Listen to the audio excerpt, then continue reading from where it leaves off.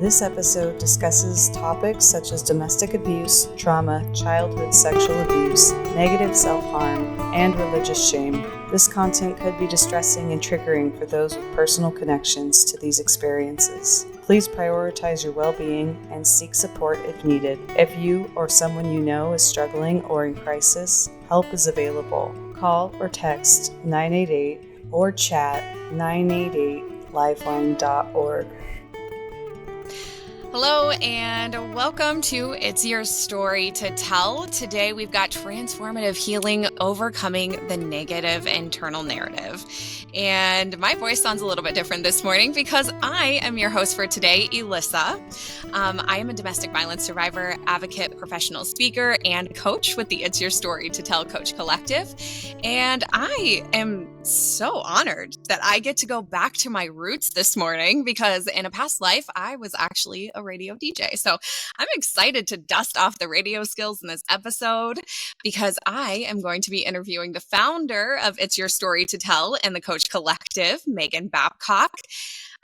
Megan, like I said, she's the founder of It's Your Story to Tell. And Megan, you left the corporate world to passionately pursue coaching and be a catalyst for change with the world issues with mental health and physical health challenges.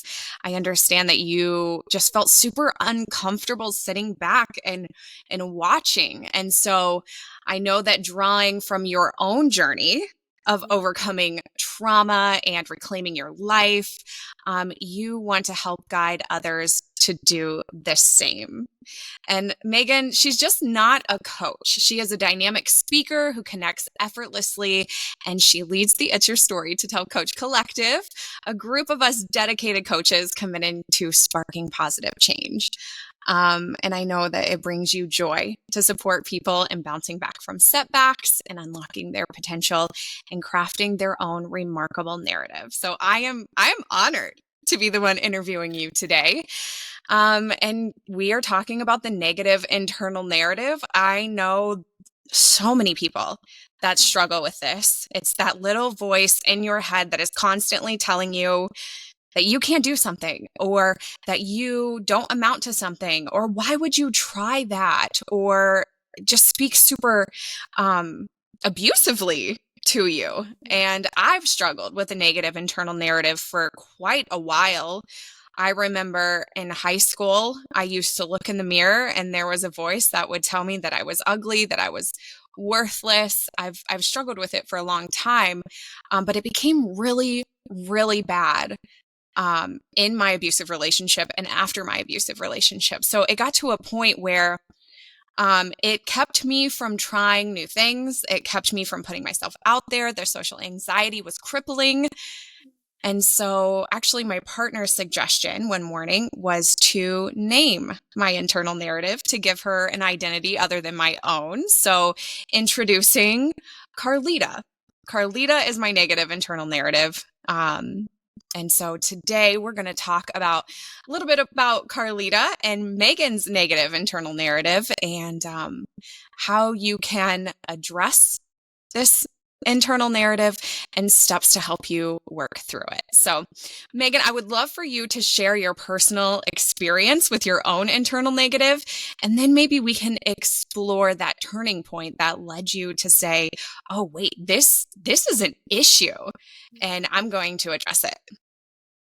So good. Well, I am so honored to be here with you and so thankful that our paths were connected and that we're on this journey together.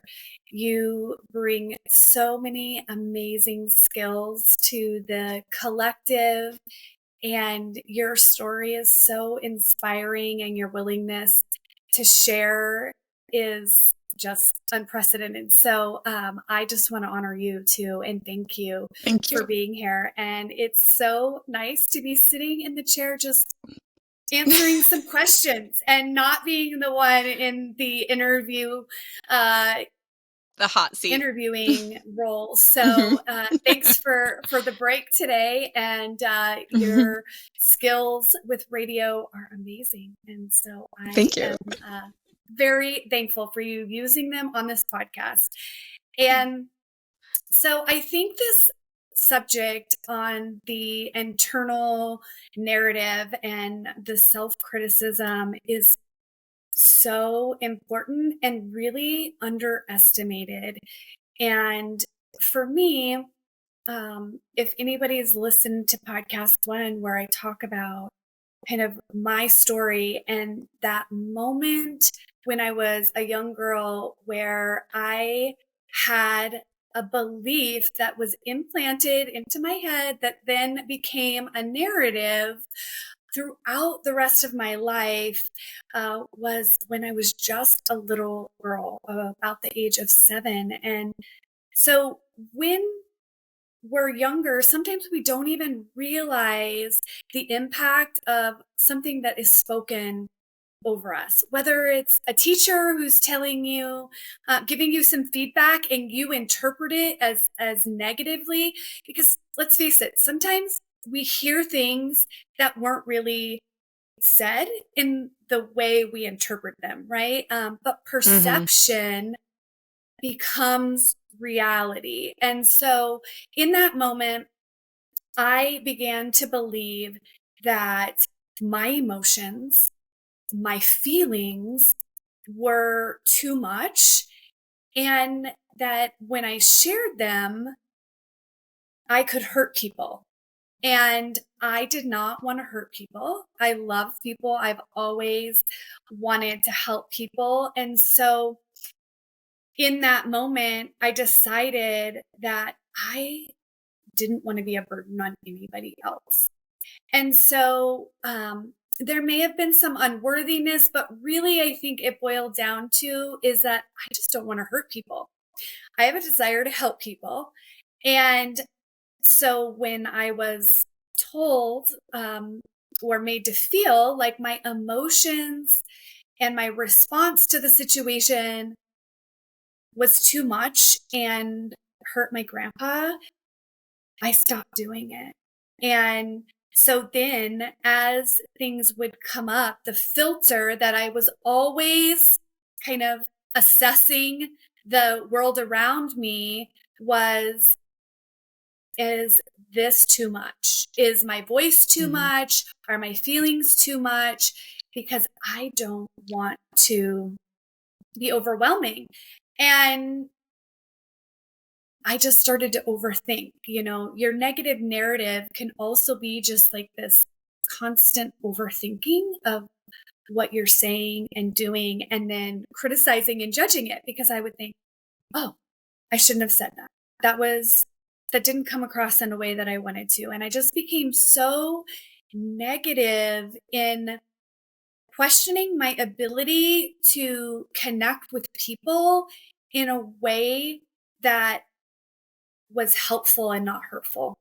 I don't know if that makes sense or not, but that's kind of what comes to mind and when thinking about my negative self-talk, and always just kind of putting everybody else and their feelings and emotions above mine. And so if I had feelings and emotions, I would respond negatively to them, criticize myself for them, and then just kind of put them to the side. And that really then created this person who was codependent and a people pleaser and always needing external validation, which was so exhausting. Yeah. I think that there are so many people that can identify with exactly what you just said. Just wanting to help people and not hurt people, but also the overthinking that turns into social anxiety.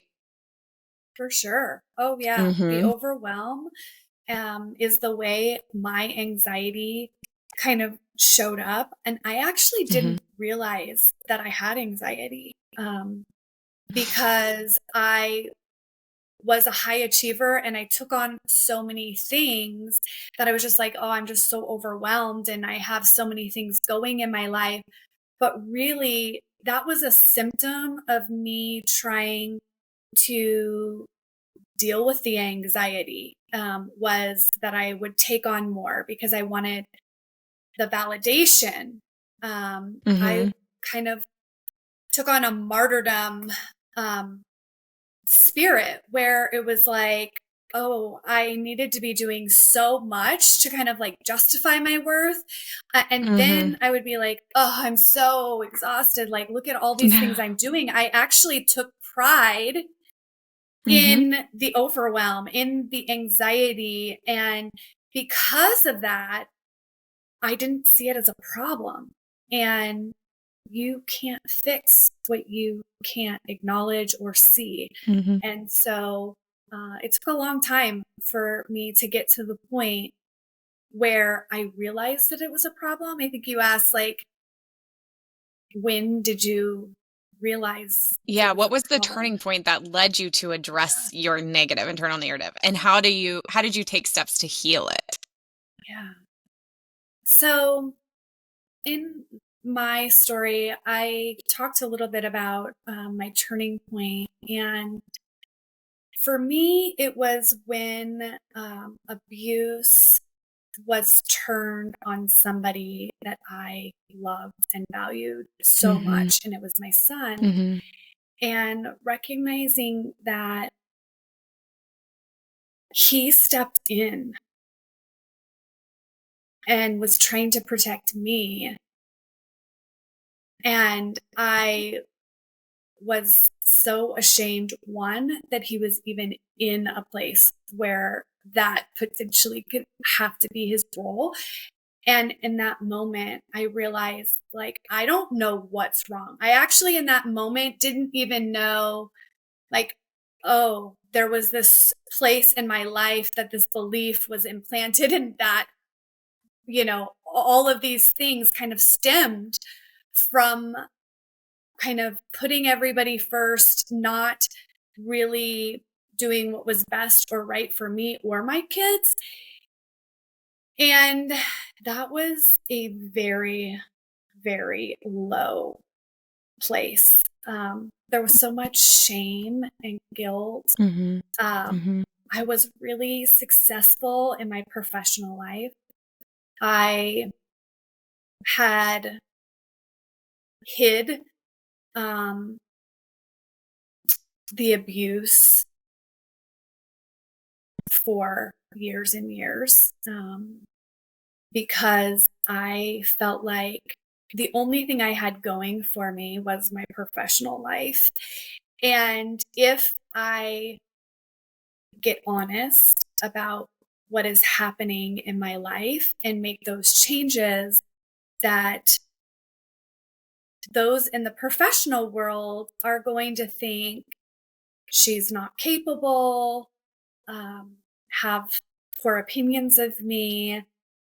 And it was like my only identity that I felt like super positive about. Mhm. And in that moment, none of that mattered anymore. Um, I needed to choose my family, my kids, and I needed to figure out how to be healthy in all aspects of my life and not just have, like, Mhm. oh, I'm doing well over here and I'm not over here, Mhm. because actually I really wasn't doing well in my professional life either, even though from the Mhm. outside it looked like, oh, you're achieving awards, you're winning trips, you are the top in your company's performance, you're moving up, you're becoming a leader. I wasn't fulfilled, right? And so Mm. my measure of success was, how are people validating me? And that was only contributing to exhaustion. And Mhm. so in that moment, I didn't even know what the next step was. Um, Mhm. I fortunately had a counselor Mhm. who was working with my spouse and I, and we were working on boundaries.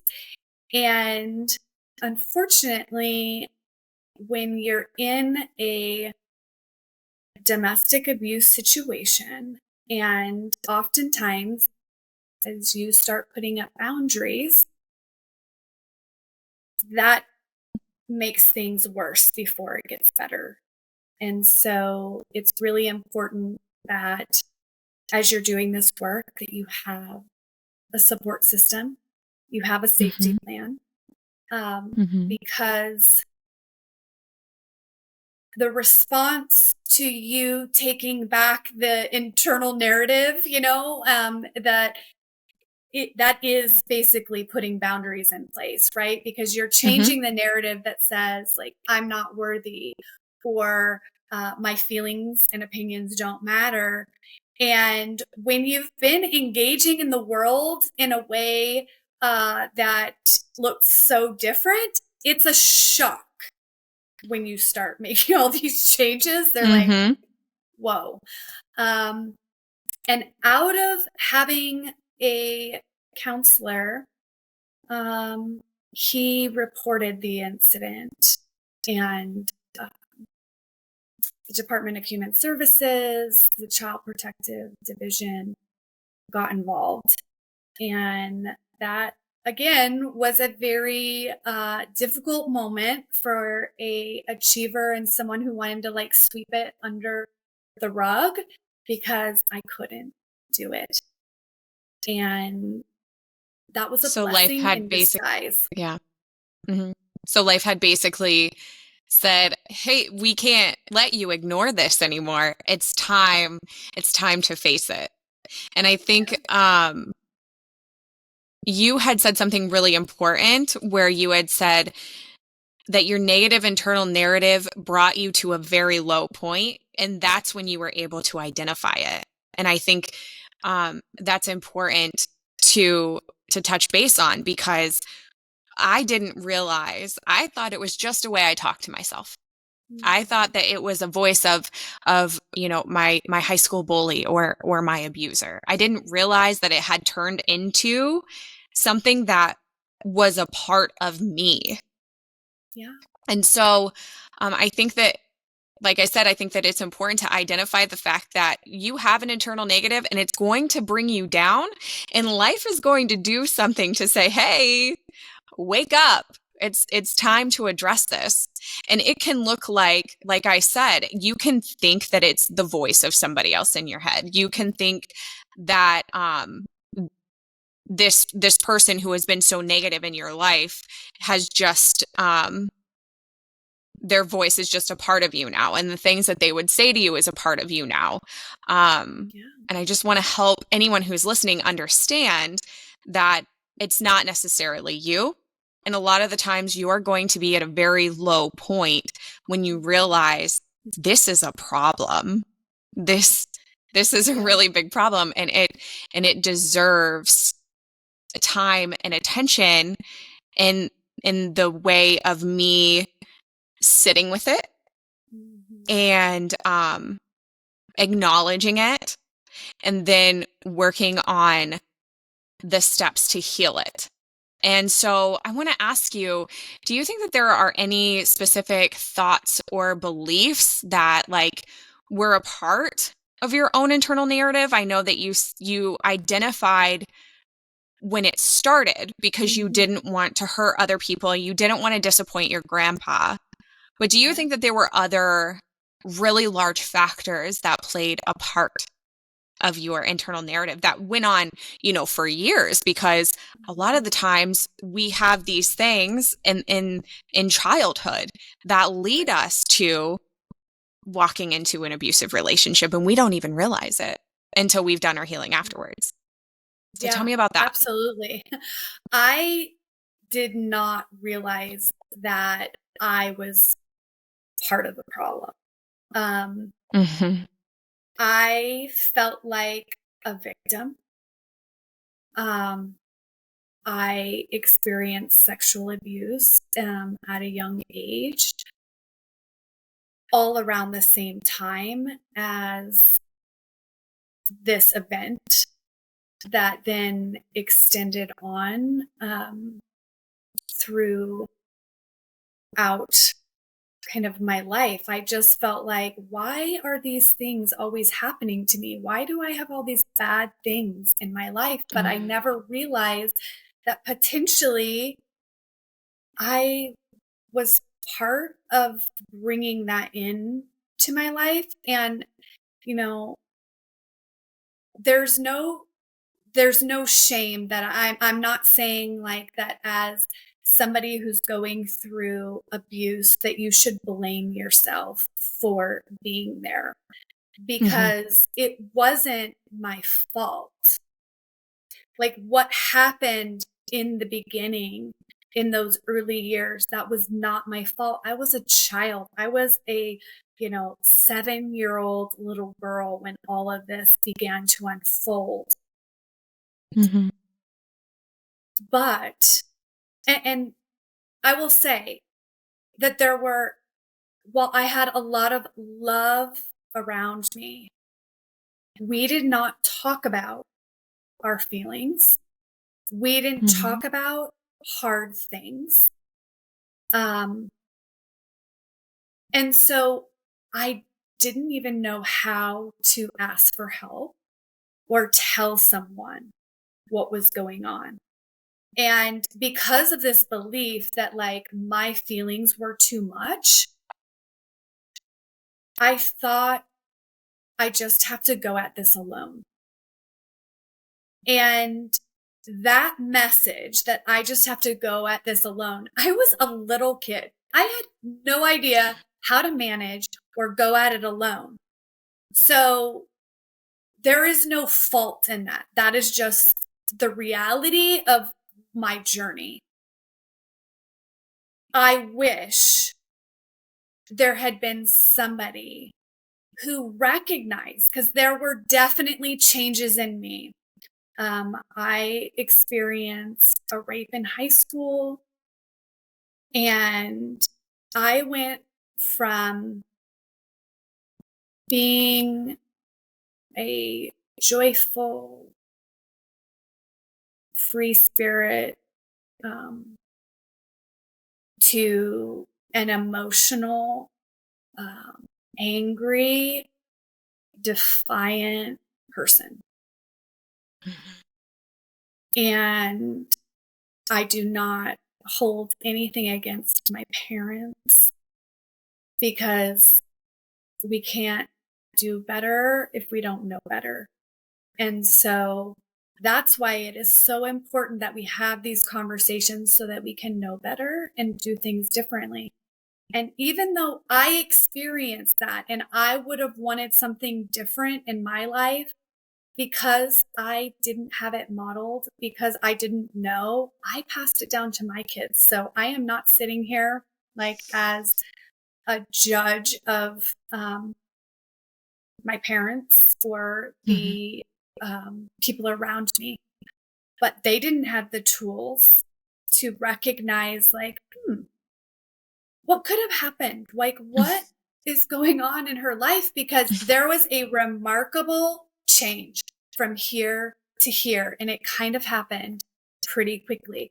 And now keep in mind, I had like abuse before, but this was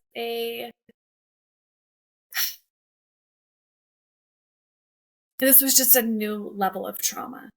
And so my response became angry, and angry towards the ones I loved, because in some ways it was a cry for help. And I remember them thinking, or maybe even overhearing them talk about me, just like, she's just a teenager, she's acting out, she's doing these things, and being really sad because it wasn't just that. Right. Do you think, are you comfortable kind of digging into how that situation affected your self-esteem? You already kind of touched on how it affected your relationships. You were angry, and even how it affected your life choices after that. Yeah. Woo, okay, deep breath here. Because I gotta resurface. Gotta resurface a little bit. So yes, I'm calling people to vulnerability and facing these things and talking about hard things, because I do believe that it brings freedom. So yes, I'm happy to share this. And I think it was a significant narrative in my life. You know, when you can look back and there's these traumas that happen, each one of them can add different narratives, which contribute to false beliefs and then how you engage with yourselves and others, right? And Mm-hmm. so I grew up in a very religious home, and I love Jesus, but in my experience with religion in that place, it was in a time where purity was a really big topic in youth group. There was a book and that I kissed dating goodbye, and um, you know, I felt so dirty um, in and it's weird because like there was abuse before, but I was in a new place as a high schooler and a new, you know, level of consciousness, and so it was really hard as I'm sitting here and I'm going to church and listening to these messages, feeling like, well, I'll never have a good marriage. Who's going to love me? There's that negative narrative. Yeah, I'm Mm-hmm. not worthy. Um, and when you have that narrative and those beliefs about yourself, you begin to then attract people into your life who confirm it. And Mm-hmm. that's what is so hard about trauma. When you have an event, you don't have the ability to process and make sense of it and then not take on the lies that come with it. It leads you into another trauma, into another trauma. It's the trauma cycle, right? And so Mm-hmm. that is what happened. And I just was along for the ride. I just was not conscious. I was very just like living in my lower brain where my Mm-hmm. subconscious is driving it, my fight or flight, Mm-hmm. my wanting to avoid these negative narratives and feelings. And I'm here to tell you that does not work. No. It will make your life a living hell. Mm-hmm. And, I just want to say to anybody who has felt the shame of religion, that's not who Jesus is. And it's not your fault.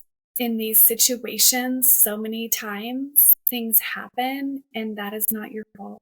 And um, if you're struggling with that, like, I would love to talk to you because I know how hard that is, and I don't want you to keep feeling that way. And as somebody who's overcome that, it's possible. But this is why um, people struggle, I believe, with religion because we don't recognize that there are things in life that cause great damage that then results in creating things like addictions, drug and alcohol use, uh, having sex and relationships in order to feel validated. And all of those things do not define who you are as a person. Mm-hmm. And I think this is what is so important about what you're talking about is that that narrative is not your identity. Mm-hmm. And when And you can separate it, then you can begin to heal. And I can tell you a story about how I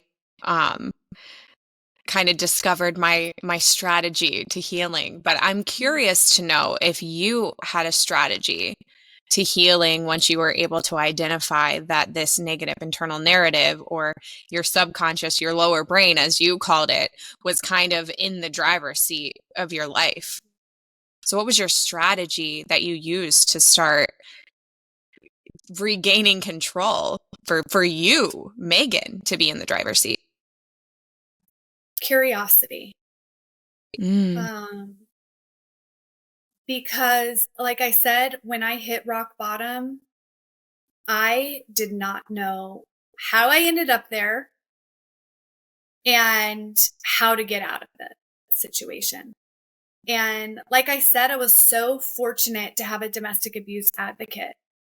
I had been in counseling. Like I said, our counselor, like I had a personal counselor, we had couples counseling. Like it wasn't for lack of like having people speak into our lives, but the difference between all of that counseling and the domestic abuse advocate is that she directed me to self versus other people sitting there as the expert and me sitting there thinking like they had all the answers. Their life is perfect. It's kind of like looking on social media and Facebook and you see everybody's perfect life and you're like comparing the front of your life. I mean, the front of their life to the backside of yours where you're like dumpster fire and you're like this expert sitting there and they've got all this great knowledge and you're not learning to trust yourself. And the domestic abuse advocate, and this is what we do as coaches, we are not here as the expert, right? You are the expert of your life and what you need in order to heal. So my way of healing, Elissa's way of healing, like they're just possible strategies. But if you start tuning in, a few episodes ago, we talked about intuition. And like you have to start listening to you because you are the key to unlocking the narrative, unlocking the criticism. What is it that's keeping you stuck? And so for me, I turn to curiosity. And like I said, I have a relationship with the Holy Spirit, the Lord. And for me, it was tuning into that still small voice that I had been silencing because I look back and there were warning signs after warning signs that I just like dismissed and like, no, I'm going to go here and do that. And so as I started to tune in, and actually listen to what was being said, because it wasn't something I even tuned into. I just like, oh yeah, like you said, I thought it was me. I was giving myself a pep talk. You could do better. You could, like that's how I thought about it. I didn't deserve affirmations. I deserved punishment. I deserved consequences. Yeah. Wow. That one gave me goosebumps because I resonate with that a lot. And for me, I was in a coaching session and my coach asked me, because I was explaining what I was struggling with. I was at a pivot in my career. I wanted more. I felt unfulfilled, just like you said in the beginning of this episode. And I knew that there was something more that I was supposed to be doing, which ultimately led me here to coaching. But she just asked me one simple question and it made me become curious. And I have goosebumps talking about this right now. But she asked me, Elissa, what do you need? And I was like, I sat there asking myself that question and just burst into tears. And I said, I think I need to love Carlita. Because every time Carlita, my negative internal narrative, would speak to me, it was so negative, and I would shut the door on her and say, go away. Nobody wants you here. Because I had begun to understand what she was doing to me and how she was dragging me down. But I just shut the door on her. And in talking with my coach, I realized that she was a part of me. In giving her a voice, yes, it helped me separate the fact that those thoughts aren't who I am. It also helped me understand that she is a part of me, and a part of me that I developed to get through a very difficult time in my life. So And good. That right there, I just want to pause for a minute, because that part of you Mhm. could have saved your life, right? She did save my life. And so we need to honor Carlita, right? Because in those moments, you needed her. Mm-hmm. I did. And then as you're sitting in that session and you're recognizing a new piece of you, because that all that happened is still part of you. It's what makes you amazing and such a great coach. And so while we wish we didn't have to go through it, it was part of the story. It's part Mm-hmm. of what allows you now to have the empathy and the Mm-hmm. understanding of where someone's at, and understanding of this negative voice, and being able to speak truth. And so I love that you said that, because I know for me, I wanted to run from everything that was negative. And that running was what contributed to continually damaging myself. So when you can sit there with the negative voice, Carlita, and just get to know her Mm-hmm. and why she does and says the things that she says. It changed my And life. yeah, I realized in that session when she asked me that question that what Carlita needed the most was love. I needed to love her. And which is probably what you needed most yeah. when Carlita was developed. Mm-hmm. And you Yeah. didn't get it Mhm. in that moment. And so when you ask someone, which is such a powerful question, I know you use it in your coaching, and so do I, because when you can go back into the memory that started the false narrative and begin to repair, this is the whole inner child healing, reparenting yourself work. Because you didn't have it in moments, by no fault of anyone else's, but just that's the reality of things happening in life. And then you can become the person who offers that. That is so powerful and so healing. And when you can learn to be what you need, Mm-hmm. then guess what? When others disappoint you and they fail, because they will, you now do not have to take that on as a new false narrative, a new criticism of yourself, because you're able to recognize, wow, they must be hurting. I still love myself. And you don't internalize it in the ways that you Yes, used to. Mm-hmm. exactly. I know, though, that I'm a mom. I know that parenting is hard. And I know, Yes. and I know that you are speaking of reparenting yourself and being, going back to that point where you developed that negative internal narrative and reparenting yourself, which is also hard. So I kind of want to touch on the setbacks and the challenges that you encounter, and along the way of reparenting yourself, of learning to love your inner Carlita or your negative internal narrative, and how do you overcome them?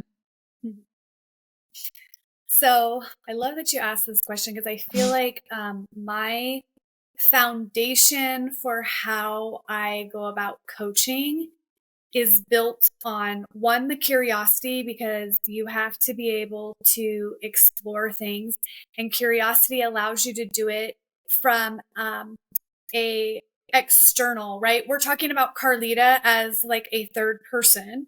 But when you come at something with curiosity, you're coming at it as an investigator, right? So again, it's that separation of this is who I am and this is what's happening. And so it results in you being less triggered, being able to sit with it. But then you also have to support yourself, because it is a really hard journey to do this internal exploration, because you're going back into hard things and painful things. And you didn't have the support you needed in those times. And so now you have to find a community, right? Because you need to be with like-minded people who get you, who understand, because then they can speak truth. They can encourage you in ways that no one else can. That's why having different coaches on our team is so important, because I can't speak the truth to somebody like Hannah can over grief and losing a loved one, right? Because that's not, I've lost people, but it's not at the same traumatic level that she faced. And so finding your community, is so important. I got involved in support groups because I started exploring my story in groups, which was like so hard and so rewarding, because you can do this work alone, but then you're kind of left with all this ickiness and no one to show you compassion, which is the other piece. I feel like compassion is the solution to criticism and judgment. And so I didn't know how to have compassion for myself. Just like you said, when your coach asked you, like, what do you need? Well, that's a foreign question to somebody who has a very critical narrative, because the only thing you tell yourself is how much you suck. And like, you don't deserve needing anything because you aren't worth anything. And so I didn't even know how to start with being compassionate, which is so interesting because I'm a helper and I'm a healer and I have a heart for others. But honestly, until I started doing this work, I don't think I was living into my full capacity to be able to do that work, because you really can't give from an empty well. And if I didn't have compassion for myself and love for myself, was what I was giving out actually being received as love and compassion, or was it being received as my negative self-talk? You had to walk the walk.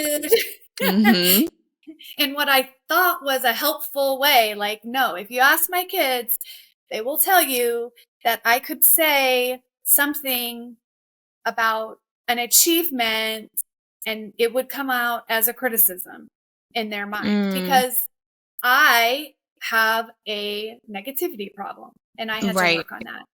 And so being in community, I was able to receive compassion from other people when I couldn't give it to myself.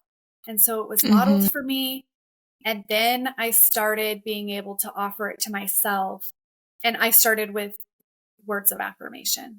Because, I'm so glad you said that. Because that negative internal narrative is speaking so abusively to you. So you have to do the work of rewiring your brain and teaching it how to speak to you. Yeah. Yeah. And that was, and when I started affirmations and mindfulness, like to help just keep me in a non-judgmental place Mhm. because criticism goes hand in hand with judgment. And so I use mindfulness to keep me in a place of non-judgment. Mhm. And that was challenging for me to like sit in this quiet place and let my thoughts go through me without judging every single one of them. That's so difficult. And then I would replace the negatives with something positive. Like I couldn't Mhm. stay in that place. And when I started, it did not feel real. It was like, I am so fake. Mm. Like, Mhm. because it was so foreign. But I stuck with it. And so I think taking, your awareness and moving into personal responsibility and then just consistently doing something, it's like being disciplined. Um, Mhm. Keeping Even when it promises doesn't to yourself. feel, yeah, because it's not Yeah, gonna feel authentic for a while, right. and Affirmations over are really time, hard. Yeah. it becomes like little things you'll start realizing, "Wow, I didn't judge that," or, "Wow, I gave myself compassion." Like, "Yeah, that wasn't what you should have said, but that's okay. What'd you learn from it? You'll do better." Like, you love people, right? And it was Mhm. like watching myself Give yourself reprogram grace. Yeah. and grace and compassion, it was really key to Welcome get to to where I am. healing. Yes. Yeah. Yes, So exactly. speaking of healing, let's dive into the transformation that Mhm. occurred when you were finally like, I'm ready to walk the walk. I've got to walk the walk. I have no other option, especially as a coach. Especially as a Yeah, coach, you got to walk the walk. You got to do your own healing. absolutely. And it's a process, right? This Mhm. is, that's one of the things that I realized and I was thankful for when working with my own coach is that this is a process. And so it's not right or wrong. It's just a learning opportunity. And so I began to really change from a fixed mindset to a growth mindset. And I always thought I had a growth mindset because I was a dreamer and but Mm. if you live with an internal critic, you actually are in a fixed mindset and you may be accomplishing things, but you're not even accomplishing them to the full potential. And you likely aren't very fulfilled in what you're accomplishing, and that was my experience. So I started on this journey in groups, looking at the hard stuff, and I realized I was no longer running.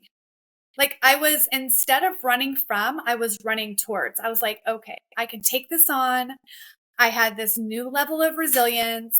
Before, I thought if I looked at it, I would probably die. I would be so depressed and I wouldn't be able to get out of bed and I wouldn't be able to take care of my kids. So I'm not going to go there. Well, that didn't work. I was overwhelmed and traumatizing my kids and, hurting them, which that's a whole nother story and episode you can watch on with my son in episode 2. But I just started my healing then started transforming into seeing myself totally different, like actually liking myself, seeing my value, being able to have relationships that were mutual. Because I Mhm. had a lot of friends, but not a lot of relationships. It's Mhm. like I knew a lot of people, I would help a lot of people, but I was just like, realizing we never get deep. We don't talk about our real life. And now even my friend group has totally transformed. Yeah. Can you maybe dig a little deeper into that? Because I have a feeling from lived experience that your transformation also um, had a positive change in your own thoughts and emotions and overall well-being. So maybe you were a little more comfortable in being vulnerable and forming those relationships. So true. I love that you point that out, because I think when early on in the podcast, I was saying that what you believe, you project out and you attract in, right? Mm-hmm. And so when you're looking in the mirror and you don't like yourself, then no one else is going to either. They're not going to be vulnerable with you because you're not being vulnerable. And so as I changed, this is that whole law of attraction. You start putting something out different in the world, those people from the past don't even want to be around you, which is kind of beautiful, because I had a situation with a friend, and we ended up going different directions, and that was really hard in that moment, because I really value that person, and I still do, but we're just at different places. And when I realized, like, we're just at different places and that's okay. Like, neither one are good Mm-hmm. or bad. Mm-hmm. It's just that that relationship was for a time, and I'm in a different place. And so I need different relationships. And when you can look at things in that way, it allows you to understand that in this journey, there are things that you needed at one point that you don't need at another, kind of like your internal Carlita. Like, Mm-hmm. and it's not good or bad. You don't have to hate that thing. You can actually appreciate it for what it was Mm-hmm. and honor it, and then allow yourself to move forward in a different direction, in a Mm-hmm. positive way. And I And think in that you are learning to accept or maybe even love the thing that you wish the most didn't happen. And yeah, that's healing. Mm-hmm. it's so true. And in that, you know, um, way back in those, days when I felt like I would never have a good marriage. And I didn't for a really long time. And I had 2 divorces, and I had a lot of shame around that. But now that I'm a healed person and I'm different, I have a husband who is all I could have dreamed of and more when I was young and thinking like, "Oh, I want my Prince Charming." Mm-hmm. But um I had to be someone different. Mm-hmm. And that's why the wound is not your fault, but the healing is your responsibility. And when you heal, you can make all of your dreams come true. Mm. And so for anyone who may be listening, I think that we should maybe give some practical steps to addressing this negative narrative that you are struggling with currently, if you identify with this episode, and maybe explaining your own practical steps or direct them to resources. Sure. Well, first, I'm going to share mine, but what I would encourage everyone to do is to get quiet and ask yourself, what do you need? Just like your Mm, coach said to you. mhm, Because what you need might be different than what I need, because I have a different narrative. You have a different narrative. And so that moment of quiet is called self awareness. It's an opportunity for self awareness. And again, I said, you cannot heal what you don't acknowledge. And I recognize acknowledging things is not easy. But if you can just sit quietly and ask yourself, what do you need? And then take personal responsibility to say, I'm going to look inward for what I need instead of looking outward. Because looking outward is just an opportunity for you to be hurt again, have trauma happen.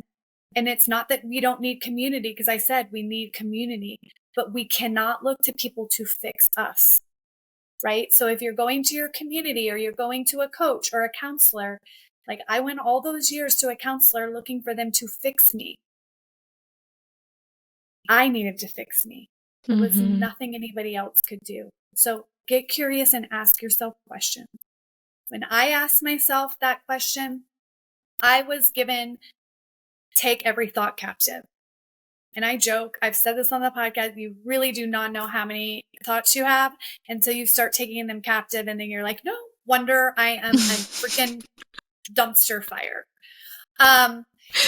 But by taking them captive, that's just the awareness piece, right? That's recognizing that they're there. Because like I said before, I was just subconsciously going along. So I didn't know what was actually the guiding force.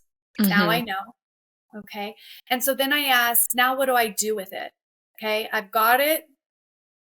And do I just dismiss it? Well, no, because it's just going to keep coming back because it wants you to address it. That's why trauma keeps happening over and over. And it may look different, but it's the same trauma. It's because you have to actually replace it, repair it. And so for me, I was challenged to take every thought captive, and then I had to like speak truth to that and replace it. So if it was that I'm not worthy, for me, it was a Bible verse, a quote, a something to remind me that I am actually worthy. And then I would take it a step further and I would look for proof that I'm worthy, right? Like I'm worthy. And it wasn't just because of all the good things I can do, but it was just like, well, for me, I'm worthy because I was created in the image of God.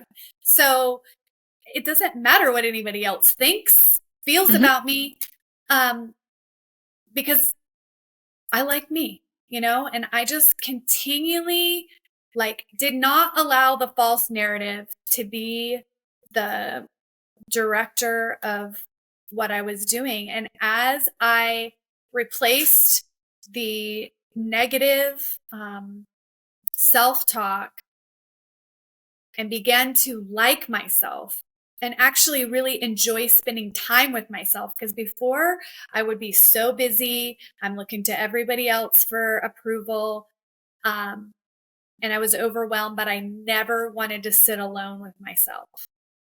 And now I'm like, I actually enjoy my quiet time. I enjoy being by myself. I, at one point, decided to take myself on a birthday trip, and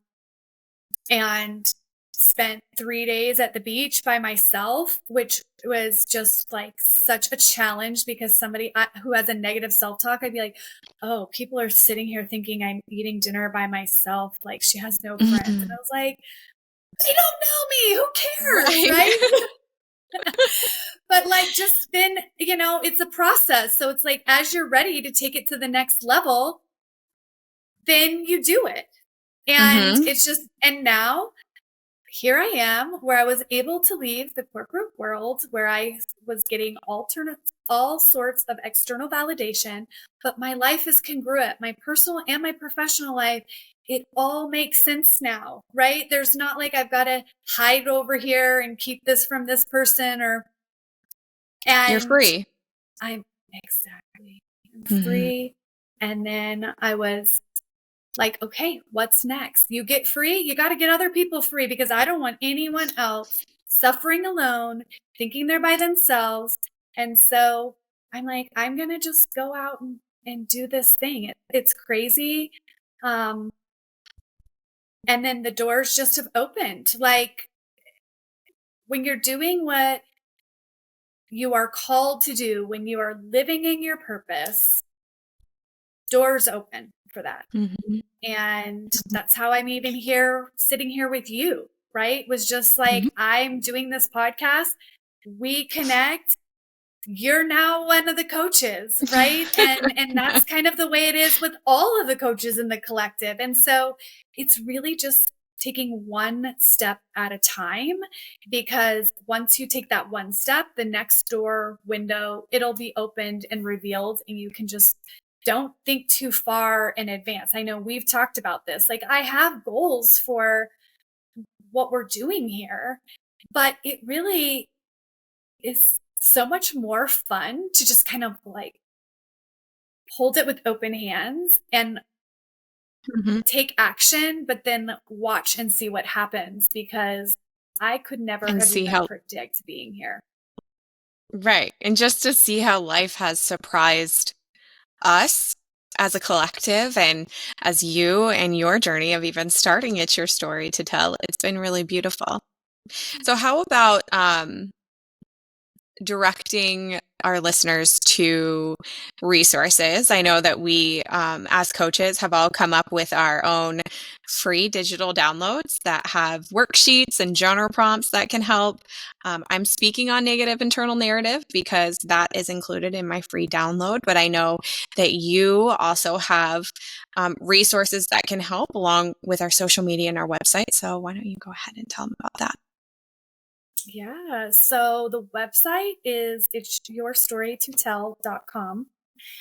Our social media is available in the links in our show notes, so you can go check us out there. We're on Instagram, Facebook, TikTok, which is not one that I'm that great at, but Elissa is amazing. So check her out. And then we also have our YouTube channel where you can listen to our podcast, but we also share other things on that. So check it out. We'll have our mindfulness that are going to be every Monday that Elissa is recording for us. So definitely go and check out that. Our blog is filled with great tips and things that you can do to support yourself on this journey. And we also will throw free downloads and things in there. So don't forget to subscribe, because our subscribers are the ones that get those emailed extra resources to them.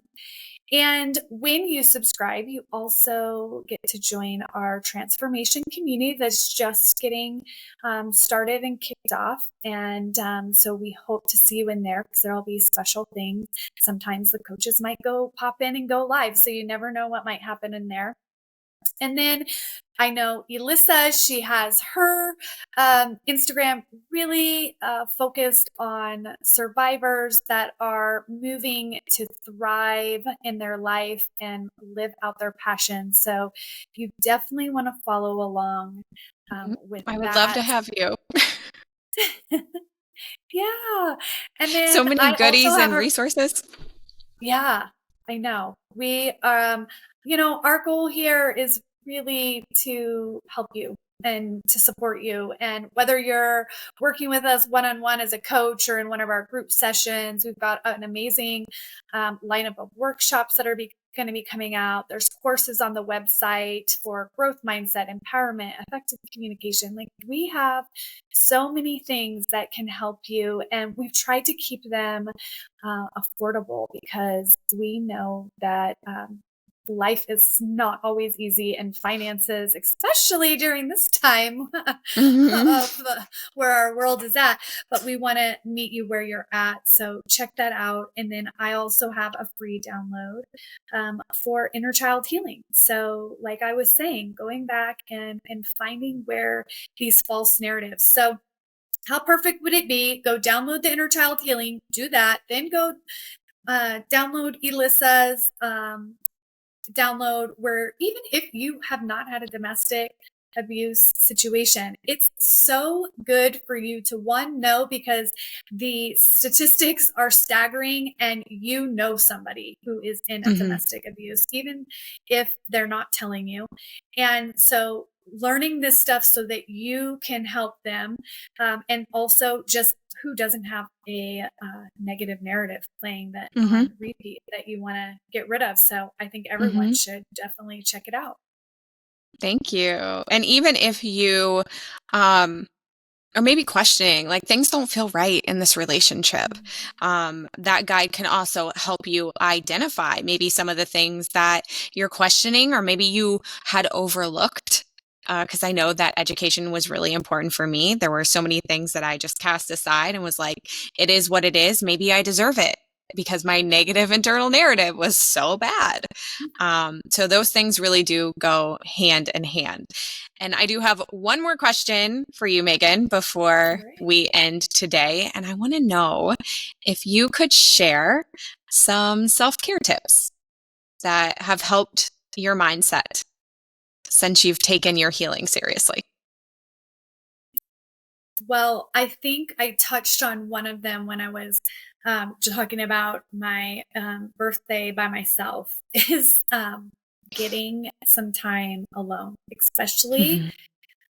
as a busy woman, professionally and personally. I needed space to be able to hear. And that meant I needed to be alone because when everything else is pulling at you, it's hard to really decipher what is yourself, what is somebody else, what is your false narrative.